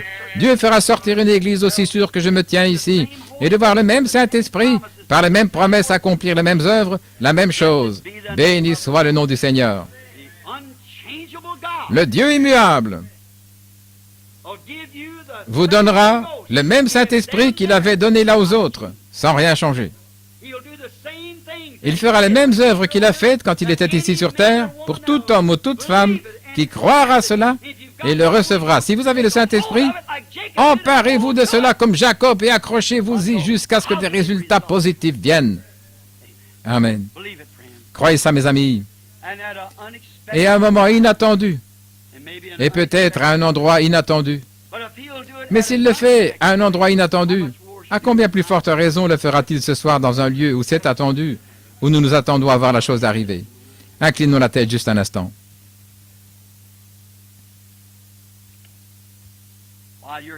Pendant que vous avez la tête inclinée, et j'espère que vos cœurs sont aussi inclinés, excusez-moi de vous avoir gardé aussi longtemps, jusqu'à 9 heures. Mais j'aimerais vous poser cette question. Vous savez, il se peut que nous nous rencontrions plus jamais. Il se peut que le jour ne se lève jamais le matin pour certains d'entre nous. Et si cela arrivait ainsi, que nous ne voyions pas l'aube d'un autre jour, allons-nous nous rencontrer à nouveau de l'autre côté de la rivière? Avez-vous la paix dans votre cœur et l'assurance, une assurance scripturaire, comme ces gens dont j'ai parlé ce soir, que lorsque vous avez rencontré Dieu, vous avez une expérience scripturaire, que Dieu a complètement changé votre vie, et que maintenant vous n'êtes plus juste la même personne, juste remodelée, raffinée, mais vous êtes une nouvelle créature, une nouvelle création en Christ. Si vous ne l'êtes pas, nous n'avons pas de place à l'autel, mais j'aimerais faire appel à votre sincérité. Si vous désirez que j'offre une prière pour vous ici à la chaire, sachant qu'un jour je devrais vous rencontrer de nouveau pour faire face aux paroles que j'ai prononcées ce soir, voudriez-vous, alors que vous avez tous la tête inclinée et les yeux fermés, voudriez-vous juste lever la main et dire par cela, priez pour moi, frère. Je désire être ainsi. Que Dieu vous bénisse, qu'il vous bénisse, qu'il vous bénisse. Jeune dame, que Dieu vous bénisse. Dehors, partout, posez vos mains contre les fenêtres, où que ce soit, Dieu bénira. Levez simplement la main avec une sincérité profonde et dites, « Oh Dieu, sois miséricordieux envers moi. J'ai toujours désiré être ainsi, frère Branham, mais je ne sais pas pourquoi, je n'ai jamais pu y arriver. Oh, précieux ami, ne voulez-vous pas vous emparer de quelque chose? Croyez-moi en tant que son serviteur. Le Saint-Esprit a raison. Ne laissez personne vous en dissuader. Tenez la main immuable de Dieu, amis chrétiens. Si vous avez juste adhéré à une église, si vous vous êtes juste fait baptiser dans l'eau et que vous n'avez pas encore été baptisé du Saint-Esprit, vous n'êtes pas vraiment régénéré. Eh bien, vous dites, Frère Branham, j'ai parlé en langue, j'ai fait ceci, cela. Eh bien, je crois à ça, moi aussi, je vous l'ai dit, mais souvenez-vous, vous pouvez danser dans l'esprit, vous pouvez parler en langue. J'ai vu les hindous faire cela, j'ai vu des sorciers parler en langue et en donner l'interprétation. Et j'ai entendu, une fois, je suis allé dans un camp, là, et des frères y sont allés. Ils ont vu une table parler en langue et un crayon venir et écrire dans des langues inconnues. Et ces gens ont lu cela. Voyez-vous, toutes ces choses, ça peut être le diable. Mes frères, si vous parlez en langue et qu'ensuite vous continuez de mener la vie que vous meniez autrefois, alors il y a quelque chose qui cloche dans votre expérience. Voyez-vous, c'est l'unique chose sur laquelle vous vous appuyez, c'est le parler en langue. N'essayez pas de faire ça. Vous irez vers les chutes et ce bateau ne pourra jamais résister à cela. Mais les langues prendront fin, les prophéties cesseront. Mais quand ce qui est parfait sera venu, oh, cet amour de Dieu, si riche et si pur, insondable et fort, alors ces autres dons opéreront directement avec cela. Voyez-vous, ce sont des dons du Saint-Esprit qui vous sont donnés, le parler en langue, la prophétie et que sais-je encore, l'interprétation. C'est pour édifier l'Église, l'édification du corps. Mais recevez premièrement le Saint-Esprit, afin que vous voyez que votre vie a changé. Maintenant, environ 8 ou 10 mains se sont levées depuis que je parle. Y a-t-il encore une autre avant que j'offre la prière? Que Dieu vous bénisse, madame, que Dieu vous bénisse. Y a-t-il quelqu'un d'autre? Levez simplement la main, et avec une profonde sincérité. Frère Branham, souvenez-vous de moi. Que Dieu vous bénisse, là, frère. Quelqu'un d'autre? Que Dieu vous bénisse. Que vous bénisse. Maintenant, il voit votre main.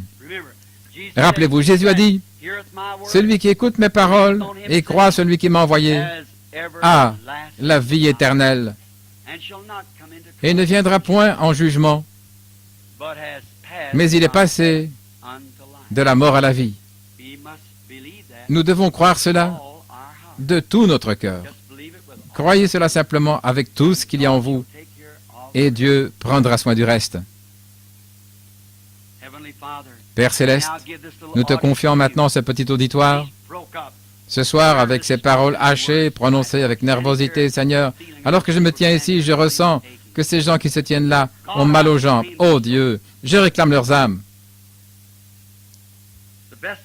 J'ai fait de mon mieux, Seigneur, pour apporter la parole à ma façon humble et pauvre. La petite semence qui était contenue, ô Père, sème-la dans les cœurs de ces gens. Et je réclame leurs âmes, afin qu'elles ne soient pas perdues, mais qu'elles apparaissent là-bas en ce jour-là à la résurrection. Accorde-le, Seigneur. Tu es Dieu. Il n'y a aucun autre Dieu en dehors de toi. Les païens ont des statues. Nous avons un Dieu vivant, le seul vrai Dieu vivant. Nous pouvons nous représenter ton être, Père, assis là dans l'éternité, des millions de fois plus brillant que 10 milliards de soleils. Oh Dieu, brille, tu as pu créer des mondes, placer le grand système solaire dans l'univers et ensuite descendre pour sauver un pécheur. Et être assez intéressé pour être ici ce soir dans ce petit tabernacle avec ces chrétiens. En effet, Jésus nous a donné la parole qui dit, « Là où 2 ou 3 sont assemblés en mon nom, je suis au milieu d'eux. » Maintenant, sauve ces gens, Père. C'est tout ce que je sais te demander et je crois que tu exauceras ma prière. Et je prie que demain, sans faute, ils soient à l'église et prêts pour le baptême, même encore ce soir s'ils n'ont jamais été baptisés. Et je te prie de les remplir du Saint-Esprit, qu'ils s'attachent à cette vraie vérité de Dieu, jusqu'à ce que la mort les libère. Je prie au nom de Jésus. Amen. Maintenant, l'auditoire, je vais poser une question de façon solennelle et sacrée. Dans quelques instants, nous allons terminer. Comme je l'ai dit, il se peut que nous ne nous rencontrions plus jamais, j'espère que oui.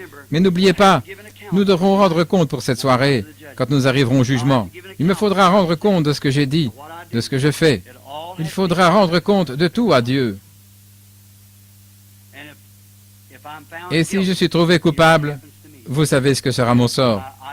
Je préférais que je meure pécheur, mais que je ne meure jamais étant séducteur. Que je sois véridique et honnête. Maintenant, regardez. Si Jésus-Christ est le même hier, aujourd'hui, éternellement, et je prie que ceci, et maintenant je ne suis pas sûr qu'il le fera. En effet, ceci n'est qu'un petit auditoire de gens, et il y a des gens debout, et c'est le moment, j'ai dépassé de loin l'heure. Ce sera difficile de faire passer ici une ligne de prière, mais je vais prier pour vous dans l'auditoire.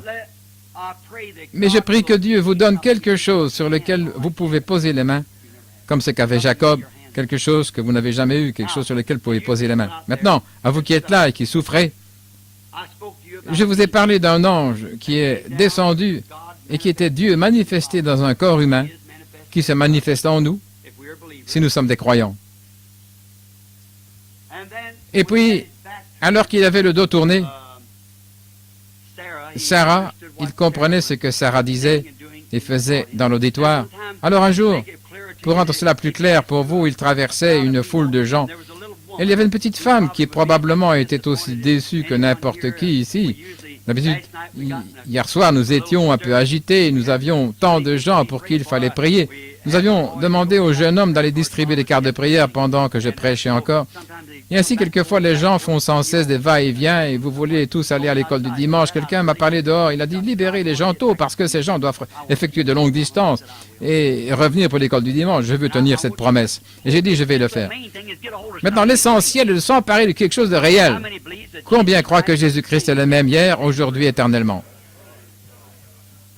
Alors, si je vous disais que l'esprit de John Dillinger est venu sur moi, ma présence quelque part serait un danger.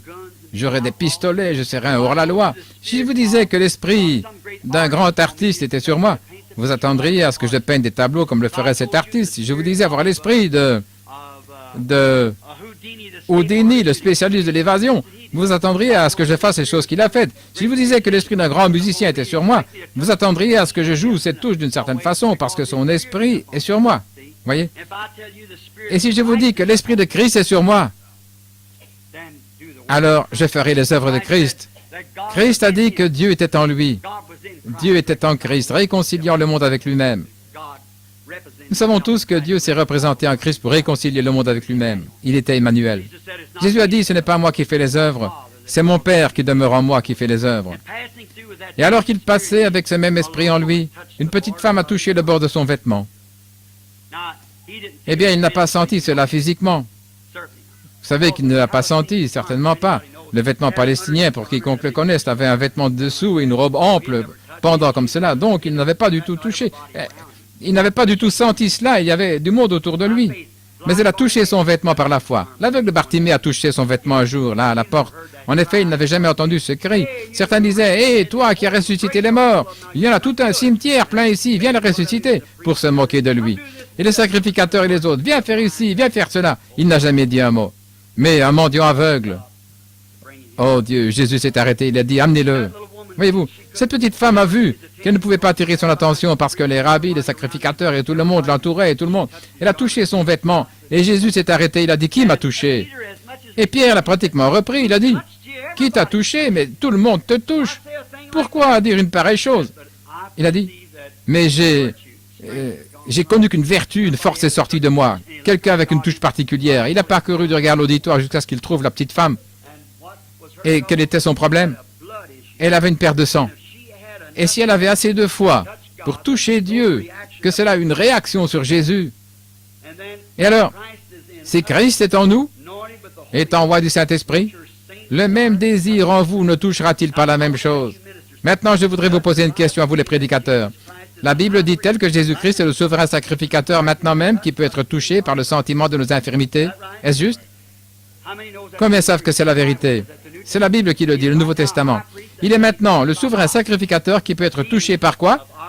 Le sentiment de nos infirmités. Eh bien, comment alors saurez-vous que vous l'avez touché? S'il est le même hier, aujourd'hui, éternellement, il agira comme il l'a fait hier. Est-ce juste? Eh bien, maintenant, il n'a pas de main sur la terre, sinon les miennes et les vôtres. Sa voix sur la terre est la nôtre. Nous lui avons donné notre voix. C'est pour cela que nous prêchons l'Évangile. Nous croyons que ce n'est pas nous. Nous sommes inspirés pour prêcher ces choses. Le Saint-Esprit parle à travers nous. Voyez-vous, nous ne croyons pas que nous soyons capables de faire cela. Certainement pas. Je sais que je n'en suis pas capable. Et nous le savons. C'est l'inspiration du Saint-Esprit. Ainsi, si un homme prêche quelque chose de contraire et qu'il renie la parole, alors comment le Saint-Esprit peut-il écrire la parole puis se retourner et renier cela à travers un homme? Il ne peut pas. Ça doit être la parole. Ça doit sortir exactement tel que c'est écrit. Or, s'il est le souverain sacrificateur, prenons cette seule écriture. S'il est le souverain sacrificateur qui peut être touché par le sentiment de nos infirmités, alors le seul moyen par lequel vous pourriez savoir s'il est le même hier, aujourd'hui, éternellement, il agira exactement comme il le fit quand cette femme l'a touché. Et alors, si je suis son serviteur et que son esprit est en moi, vous pouvez toucher son vêtement où que vous soyez.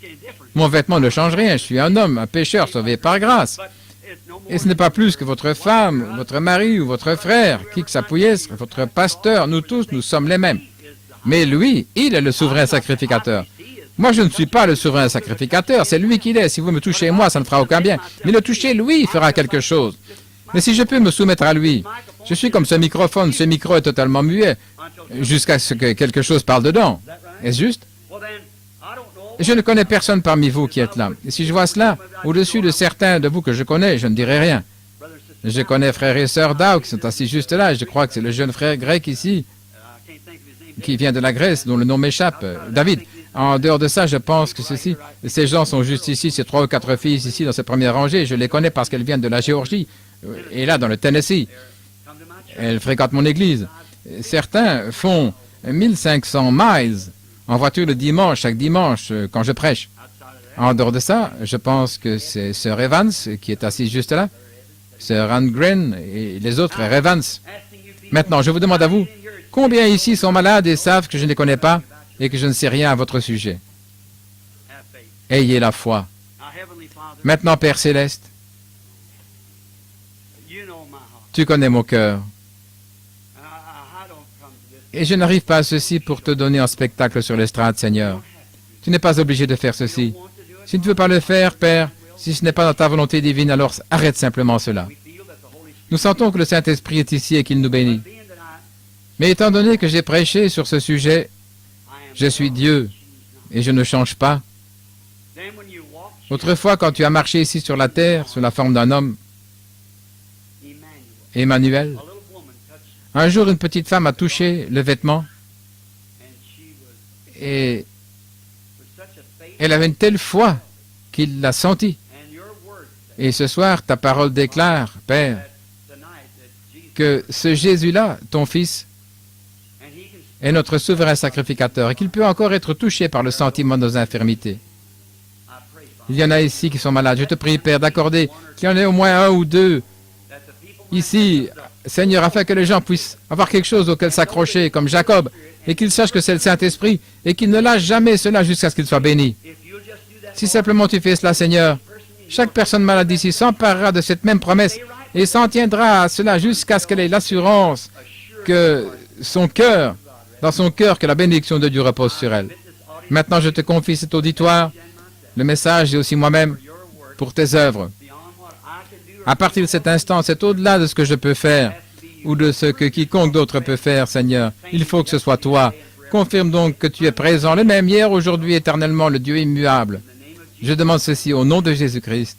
Amen.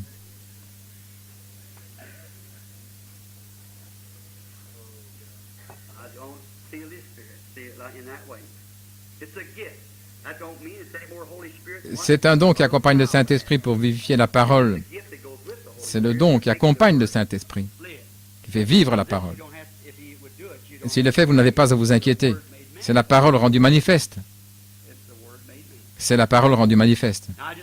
Maintenant, je voudrais simplement que chacun de vous médite sur ceci dans son cœur. Méditez tout simplement là-dessus. Vous n'avez pas besoin de prier à haute voix. Dites, Seigneur, je suis certain que Frère Branham ne sait rien à mon sujet. Il ne connaît pas ma maladie, il ne sait rien de moi. Et je n'essaie pas de toucher ce ministre, mais il nous a dit si clairement que tu étais le souverain sacrificateur, et je l'ai lu. Et je te demande d'accorder qu'il me parle comme Jésus parla à la femme qui toucha son vêtement.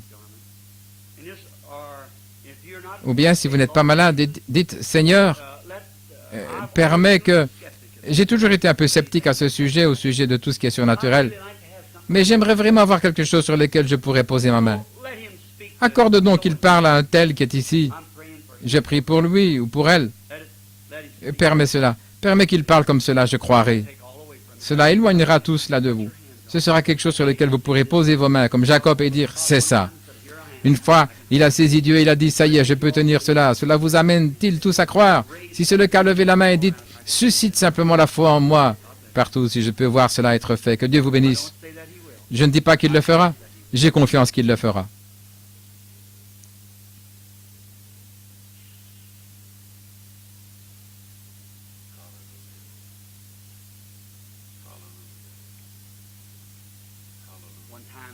Une fois descendant d'une montagne, il a dit au père du garçon épileptique, « Tout est possible si seulement tu peux croire, si seulement nous pouvons croire. » Que celui qui est malade et nécessiteux croit de tout son cœur. Si tu peux croire.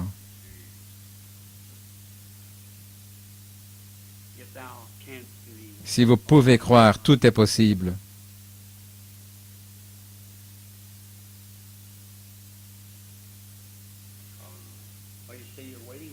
Qu'est-ce que vous dites que vous attendez, frère Branham? Sans doute que tout le monde ici présent qui a été à Phoenix a vu cela plusieurs fois en prêchant un message comme ceci. Mais il s'agit d'une lumière. Nous en avons la photo. N'importe qui. La plupart d'entre vous ont vu cette lumière, n'est-ce pas? Cette photo-là qui se trouve à Washington, D.C. On a encore photographié cela l'autre jour, voyez-vous. Cela rend témoignage de soi-même. C'est la colonne de feu qui a conduit les enfants d'Israël dans le désert. Cette colonne de feu a été faite chair et habitée parmi nous. Jésus a dit, « Je viens de Dieu et je retourne à Dieu. » Après sa résurrection, il est monté au ciel. Alors il a rencontré Paul sur la route de Damas. Et il était redevenu une lumière. Paul l'a vu. Les autres n'ont pas vu. Cela même aveuglé. Il était aveugle. Et il a dit qu'il a vu cette lumière brillant comme le soleil. Il a dit, « Seigneur, qui as-tu » Il a dit, « Je suis Jésus. » Il te serait dur de rejamber contre les aiguillons. Maintenant, cette même lumière, sa photo, si c'est cette lumière, si c'est la même colonne de feu, le même Jésus qui était sur la route de Damas, Paul, cela fera les mêmes œuvres. La voici. Gloire au Seigneur. Merci, Seigneur Jésus. Maintenant, que Satan ose dire quelque chose.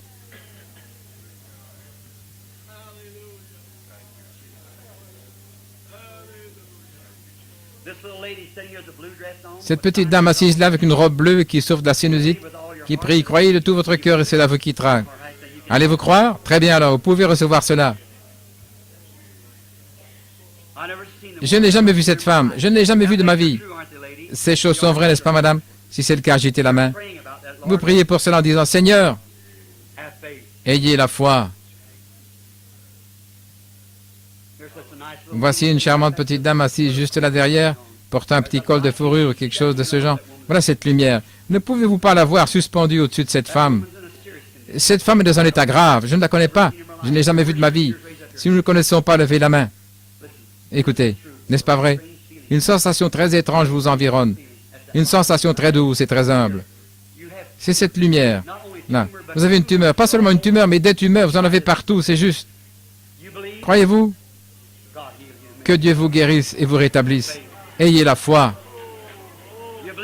Croyez-vous? Tenez, une petite dame a levé la main juste derrière. Elle est assise derrière cet enfant qui est dans un fauteuil roulant. Je ne connais pas cette dame, je ne l'ai jamais vue. Nous ne connaissons pas, n'est-ce pas, madame? Et vous priez pour votre trouble cardiaque, afin que Dieu vous guérisse. Si c'est juste, agitez la main. Jésus vous a guéri. Rentrez chez vous et soyez bien portante. Croyez-vous de tout votre cœur maintenant? Si tu peux croire, tout est possible. Ayez foi, ne doutez pas. Croyez simplement. Voici une femme assise juste ici, parmi les femmes assises juste là, près de Mme Sharrett. Elle est assise là et prie, elle souffre de l'arthrite. Croyez cela, madame. Croyez-vous cela? Très bien. Recevez cela. Il y aura de la lumière au temps du soir. La Bible le dit. Le Dieu immuable, dites-moi qui ils ont touché. Jésus-Christ est le même hier, aujourd'hui, éternellement. Solennellement avec mes deux mains en l'air, je n'ai jamais vu ces gens auparavant. Je ne sais rien d'eux. Mais celui qui est ici maintenant, vous ne pouvez pas lui cacher votre vie si vous deviez le faire. C'est juste. Il est ici. C'est Christ. C'est vrai, il est réel. C'est sa promesse. Le même Dieu. Ne pouvez-vous pas vous en emparer? Cramponnez-vous-y et dites, cela m'appartient. Père Céleste, je t'apporte cet auditoire. Ces malades, ils sont dans le besoin. Comme nous l'avons mentionné hier soir, un jour, il y avait un petit berger du nom de David. Son père l'avait chargé de s'occuper de ses brebis. Ce soir, beaucoup de bergers sont aussi assis ici, Seigneur. Et il n'avait pas grand-chose pour se protéger, pour protéger les brebis, excepté juste une fronde. C'était suffisant. Un jour, un lion a fait éruption et s'est emparé de sa brebis et l'a emporté. David savait que le Dieu du ciel était avec lui, et il a pris cette fronde et a suivi la brebis. Et il a tué le lion, l'a terrassé à l'aide de la fronde, et a ramené la brebis vivante. Père, la maladie, le diable, plus qu'un lion, ont attrapé beaucoup de tes brebis. J'ai ici une petite fronde. Elle est appelée la prière et la foi. Ça ne représente rien à côté des armes de la médecine. Mais, oh Dieu, dirige cette prière vers cet endroit-là. Satan, lâche-les. Je viens après cette brebis. Lâche-les. Je les ramène de nouveau ce soir au pâturage du Père. Au nom de Jésus-Christ, je réprimande chaque démon de maladie et je les chasse de ces gens. Que ceux-ci s'en aillent libres de cette... Au nom du Seigneur Jésus-Christ. Vous tous qui croyez à votre guérison, levez-vous et dites, j'accepte maintenant ma guérison. Je pose mes mains sur ceci, c'est-à-dire Christ, et je crois cela de tout mon cœur.